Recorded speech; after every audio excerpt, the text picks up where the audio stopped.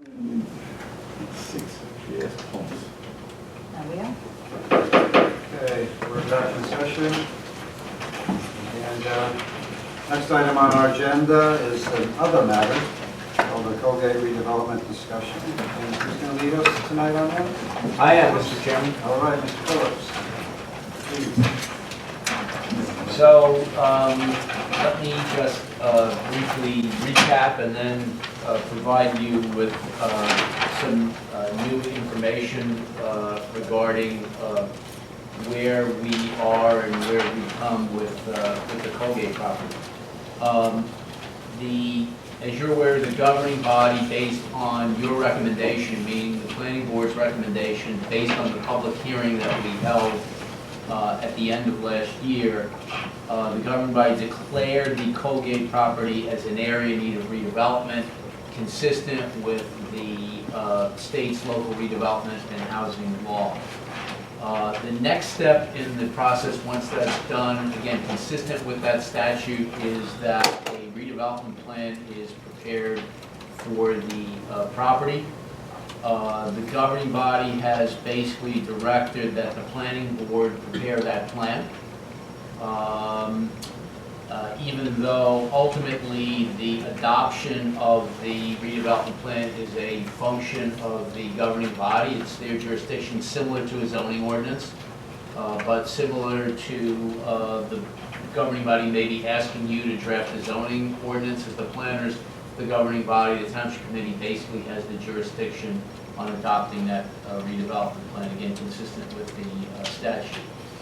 Now, Colgate, which was the prior owner and user of the property, has entered into a contract with a prospective redeveloper. That redeveloper has proposed a mixed-use redevelopment project, which would consist of a combination of retail, commercial development along the Hanover Road frontage. We can get to the concept plan in a little bit.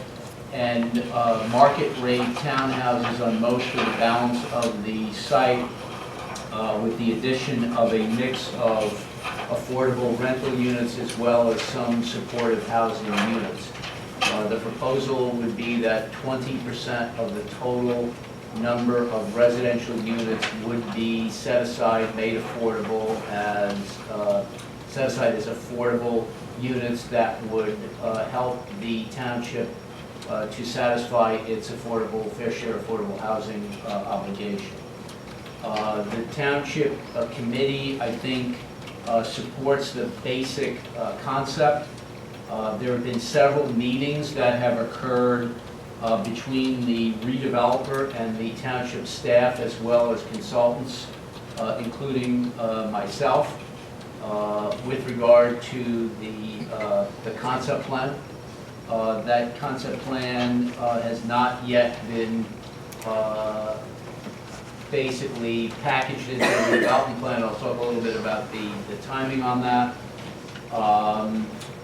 I'm also aware that this planning board does not have experience with redevelopment plans, and I know you're relying on your professionals in drafting that for you. I personally have drafted numerous redevelopment plans over the last 10 or 15 years for municipal clients. I'm very familiar with the process, and I can basically explain that.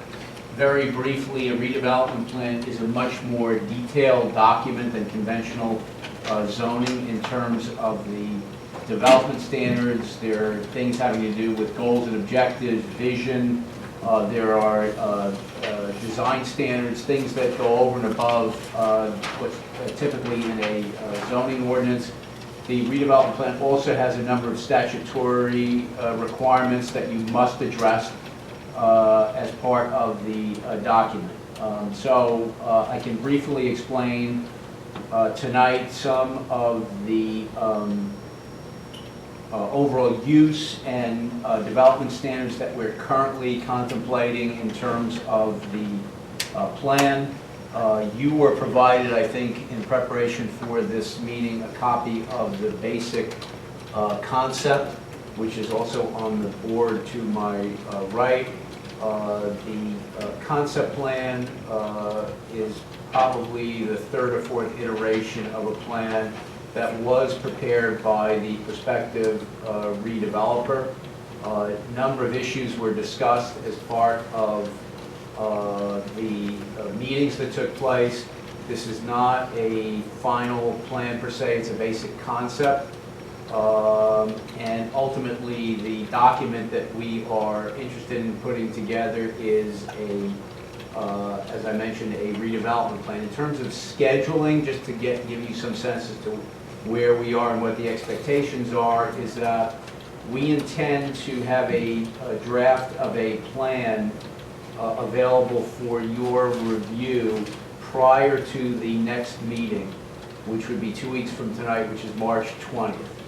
So sometime toward the latter part of the prior week, we would have a plan submitted so that you can spend your weekend reviewing the draft redevelopment plan so that we could have, I think, a fruitful discussion on the night of March the 20th. And the expectation or hope would be that if you are satisfied with the document, you would be in a position to make a recommendation that evening for adoption of the document to the governing body as per their directive to you, as I previously described. So that's kind of where we are at this point. Unless there are questions, and there may be questions, and I'll also see if Steve has anything to add.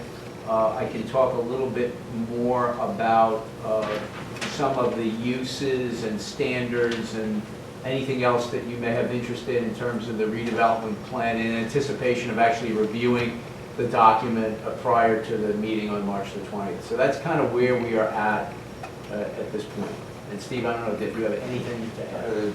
The summary of what got us here and how we got here was accurate in my opinion and my recollection, and certainly with respect to the statutory requirements, that this is and the directive from the governing body that we make a recommendation of a plan to the governing body for the governing body's adoption by way of ordinance procedures and mechanisms is accurate. So I don't have anything else to add. No, we don't have much experience with redevelopment plans. We do have some experience, correct, Mr. Phillips?